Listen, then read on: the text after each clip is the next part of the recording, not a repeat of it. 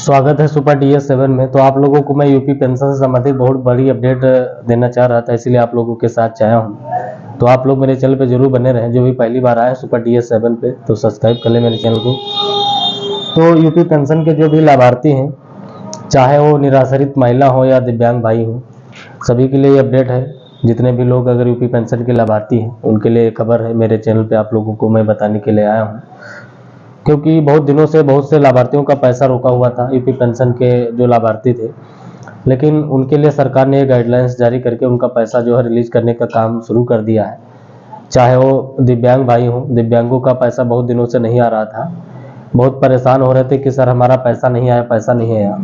तो उसके लिए सरकार पेमेंट प्रोसीड करने का जो सिलसिला है वो जारी कर दिया है यूपी गवर्नमेंट ने। तो उसी के संबंधित आप लोगों के समक्ष मैं आया हूँ आप लोगों को बताने के लिए इस वीडियो के माध्यम से। सुपर DS7 चैनल के माध्यम से थोड़ा मेरा 2-3 दिन से सेहत नहीं सही है, उसके लिए माफी चाहता हूँ। तो जो भी पेमेंट की प्रक्रिया है उसको सरकार ने रिलीज कर दिया है। जो भी पेमेंट आना था सभी का पैसा आना शुरू हो गया है। यूपी के जितने भी दिव्यांग भाई हैं या निराश्रित महिला है, सभी का पैसा आना स्टार्ट हो गया है। अक्टूबर, नवंबर, दिसंबर का जो भी पैसा आना था सभी के खाते में पैसा पड़ना स्टार्ट हो गया है। बहुत से जिलों में अभी पैसा नहीं पड़ा है, लेकिन उसके लिए आप लोगों को मैं बताना चाहता हूं कि जिनका भी डेटा करेक्ट है तो लगभग दिसंबर के अंत तक सभी के खाते में पैसा क्रेडिट हो जाएगा। चाहे वो जिस भी पेंशन के लाभार्थी हो, चाहे वो निराश्रित के हों या दिव्यांग हो या वृद्धावस्था के हों, सभी के पैसा खाते में बहुत जल्द आना स्टार्ट हो जाएगा। क्योंकि जो भी डेटा होता है सरकार उसके हिसाब से पैसा रिलीज करती है। पहले दिव्यांग का पैसा आया है, उसके बाद में निराश्रित जो विधवा महिलाएं हैं उनका पैसा आया है, उसके बाद में जो भी वृद्धावस्था के लाभार्थी हैं उनका पैसा आया है। तो इसकी श्रेणी दर श्रेणी पेमेंट रिलीज करने का जो सिलसिला है वो चलता रहता है हमेशा गवर्नमेंट के द्वारा। एक साथ पैसा सभी का नहीं आता है। तो जो भी सुपर DS7 पे लाभार्थी हैं, अगर सुपर DS7 को सपोर्ट करना चाहते हैं तो एक छोटा सा आप लोग योगदान जरूर दीजिएगा। मेरे चैनल को सब्सक्राइब कीजिएगा और वीडियो को भी शेयर कीजिएगा। अगर आप लोगों को वीडियो पसंद आए तो लाइक भी कीजिएगा, ताकि जो भी जानकारी आए आप तक और सभी तक पहुंचती रहे। और जो भी प्रक्रिया होगी यूपी पेंशन संबंधित आप लोगों को हमेशा अपडेट मिलती रहेगी। क्योंकि पेंशन के लाभार्थी बहुत से ऐसे थे जिनका पैसा बहुत दिनों से नहीं आया था, तो उनके में कहीं ना कहीं कुछ कारण होगा। बहुत से लाभार्थी ऐसे हैं जिनका अभी भी पैसा नहीं आया, रुका हुआ है। तो उनको क्या करना है, उनको अपना जो जिला समाज कल्याण विभाग होता है जिले पे, वहाँ पे जा करके अपना डेटा स्टेटस चेक करवाना है। जो भी गड़बड़ियाँ अगर आप लोगों के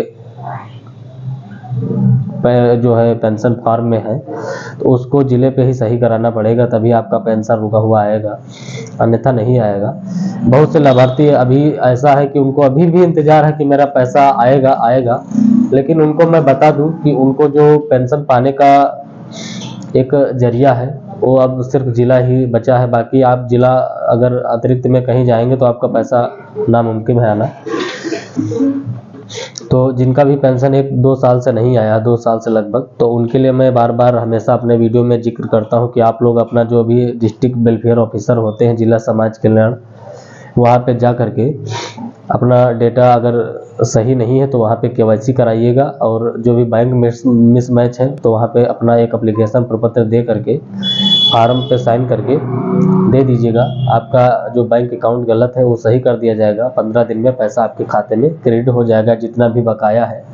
तो उसी के हिसाब से आप लोगों को मैं जो भी जानकारी आती है मेरे को प्राप्त होती है, मैं कई बार जानकारी लिया भी हूँ। जो भी ऊपर सीनियर ऑफिसर बैठते हैं उसी के हिसाब से मैं आप लोगों को जानकारी देता हूँ। तो जो भी आप लोगों को अगर कोई दिक्कत हो यूपी पेंशन से संबंधित तो अपना जिला समाज कल्याण विभाग जो होता है डिस्ट्रिक्ट लेवल पे, वहाँ पे जा करके अपना डेटा सही करा लें, ताकि आप लोगों को पैसा पाने में असुविधा ना हो। जो भी पैसा रुका हुआ है सभी आपके खाते में पैसा क्रेडिट होगा। जितना भी पैसा आपका बकाया है सब आपके खाते में आएगा, लेकिन आपको काम ये करना जरूर पड़ेगा। अगर नहीं करेंगे तो पैसा आपके खाते में नहीं आएगा।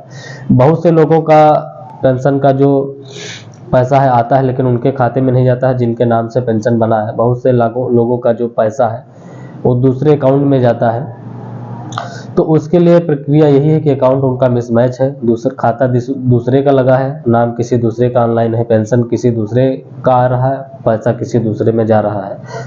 तो ये सब प्रक्रिया, ये सब गड़बड़ियाँ हुई है। इसी के लिए सरकार ये प्रयासरत है कि अब आधार मोड पेमेंट रिलीज किया जाए, इसलिए डीबीटी का ऑप्शन चुना है सरकार ने। डायरेक्ट बेनिफिट ट्रांसफर जो भी आधार से पेमेंट जाएगा वो स्वयं लाभार्थी के खाते में जाएगा, कहीं अदरवाइज पैसा नहीं जाएगा खाते में। उसके लिए सरकार प्रयासरत है। और जो भी यूपी पेंशन के नियम होते हैं, अब जितना भी सरकार गवर्नमेंट का जो भी पैसा आएगा वो आधार इनेबल पेमेंट सिस्टम के डीबीटी के माध्यम से ही आएगा, आधार बेस से ही पैसा आएगा।